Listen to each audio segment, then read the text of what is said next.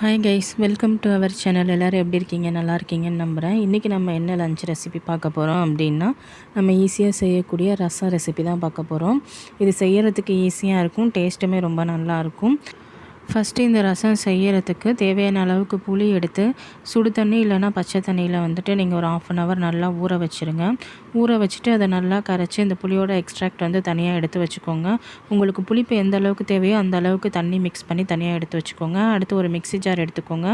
அதில் 3 பல் பூண்டு, 1/2 ஸ்பூன் ஜீரகம், 1/2 ஸ்பூன் மிளகு. நான் வந்து எப்போதும் ரசம் செய்யும்போது கொஞ்சம் வந்து கொள்ளு சேர்த்துப்பேன். அந்த 1 ஸ்பூன் கொள்ளு சேர்த்துருக்கேன் நான். உங்களுக்கு இந்த ஃப்ளேவர் பிடிக்கும் அப்படின்னா நீங்களும் சேர்த்துக்கோங்க.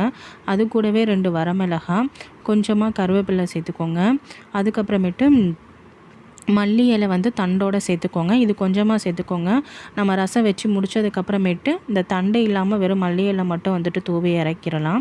இப்போ இது எல்லாத்தையுமே வந்து தனியாக எடுத்து வச்சுட்டு நம்ம வந்து ரசம் ரெடி பண்ணிவிட்டு அதுக்கப்புறமா இதை அரைச்சிக்கலாம். இப்போ ரசம் ரெடி பண்ணுறதுக்கு ஒரு பவுலில் வந்து நல்லா பழுத்த தக்காளியை ஒன்று கையாலேயே நல்லா மசிச்சு பிசைஞ்சு விட்டு வச்சுருக்கேன்.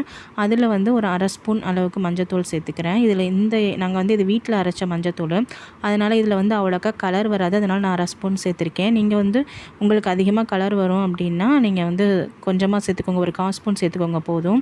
கூடவே கல்லுப்பு சேர்த்துருக்கேன். இப்போ வந்து நான் தனியாக புளி கரைச்சி எக்ஸ்ட்ராக்ட் எடுத்து வச்சுருக்கேன். தேவையான அளவுக்கு தண்ணி எல்லாமே சேர்த்து கரெக்டாக வச்சுருக்கேன். அதை வந்து இந்த தக்காளியோட மிக்ஸ் பண்ண போகிறேன்.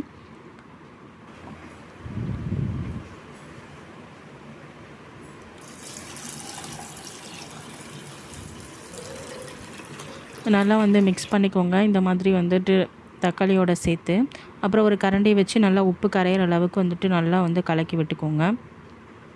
நல்லா கலக்கி விட்டதுக்கு அப்புறமேட்டு இதை தனியாக எடுத்து வச்சிடலாம். எடுத்து வச்சுட்டு இப்போ வந்து நம்ம மிக்சியில் வந்து அரைக்கிறதுக்கு பொருள்லாம் எடுத்து வச்சுருக்கோம் இல்லையா, அதை எல்லாத்தையும் போய்ட்டு நம்ம வந்து மிக்சியில் 1 2 வந்து அடிச்சுட்டு வந்துடலாம்.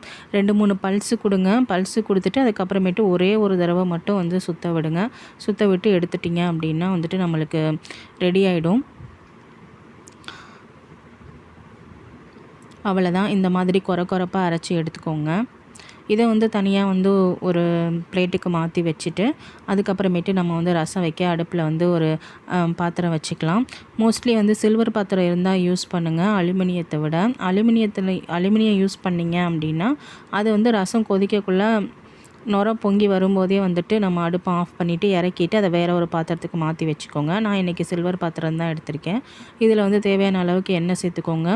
இதுக்கு வந்து தேங்காய் எண்ணெய் சேர்த்தோம் அப்படின்னா டேஸ்ட்டு நல்லாவே இருக்கும். 1 2 ஸ்பூன் அளவுக்கு தேங்காய் எண்ணெய் சேர்த்துக்கோங்க. கொஞ்சமாக கடுகு, உளுந்து. இது பொரிஞ்சதுக்கப்புறமேட்டு நம்ம மிக்சியில் அரைச்சி வச்சுருக்க அந்த ஜீரகம், பூண்டு இது எல்லாத்தையும் சேர்த்துக்கோங்க.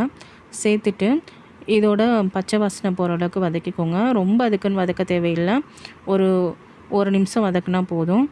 அது மட்டும் நல்லா பொரிஞ்சு வந்துடும். அதுக்குள்ளாரே அது பொரிஞ்சு வந்ததுக்கப்புறமேட்டு நம்ம வந்து மிக்ஸ் பண்ணி வச்சுருக்கோம் இல்லையா, ரசம் ஆல்ரெடி மிக்ஸ் பண்ணி வச்சுருக்கிறத வந்துட்டு நம்ம இதோட சேர்த்துட வேண்டியதான். அவ்வளோதான். சேர்த்துட்டு உங்களுக்கு தேவையான அளவுக்கு தண்ணி சேர்த்துக்கோங்க. உப்பு, காரம் இதெல்லாம் செக் பண்ணிக்கோங்க. நான் இன்றைக்கி 2 வரமிளகாய் மட்டும்தான் சேர்த்துருக்கேன். எங்கள் வீட்டில் காரம் வந்து அவ்வளோக்கா சாப்பிட மாட்டாங்க. உங்களுக்கு வந்து காரம் வேணும் அப்படின்னா இன்னும் 2 வரமிளகாய் கூட சேர்த்துக்கலாம். இல்லைனா இதோட 2 பச்சை மிளகாய் நீங்கள் கட் பண்ணி சேர்த்துக்கலாம். தக்காளி பழுக்காமல் தோல் கெட்டியமாக இருந்துச்சு அப்படின்னா நீங்கள் கரைச்சிட்டு அந்த தோலை தனியாக எடுத்து வச்சுருங்க. அந்த தோலையும் வந்து இந்த எண்ணெயோடு போட்டு தாளிச்சிடுங்க. ஊற்றுனதுக்கு அப்புறமேட்டு நம்மளுக்கு ரசம் வந்து நல்லா கொதித்து பொங்கி வரும். அப்படி வரும்போது நீங்கள் வந்து கொஞ்சமாக வந்து மல்லித்தூள் சேர்த்துக்கோங்க. மல்லித்தூள், கொஞ்சம் சாம்பார் தூள், இது 2 சேர்ந்து மிக்ஸ் பண்ணி விட்டுட்டு ரசத்தை நல்லா கொதிக்க வச்சு ஆஃப் பண்ணிடலாம். ஆஃப் பண்ணதுக்கு அப்புறமேட்டு நம்ம மல்லி இலை தூவிட்டோம் அப்படின்னா ரசம் நம்மளுக்கு ரெடி ஆகிடும். அவ்வளோதான் சர்வ் பண்ணுறதுக்கு.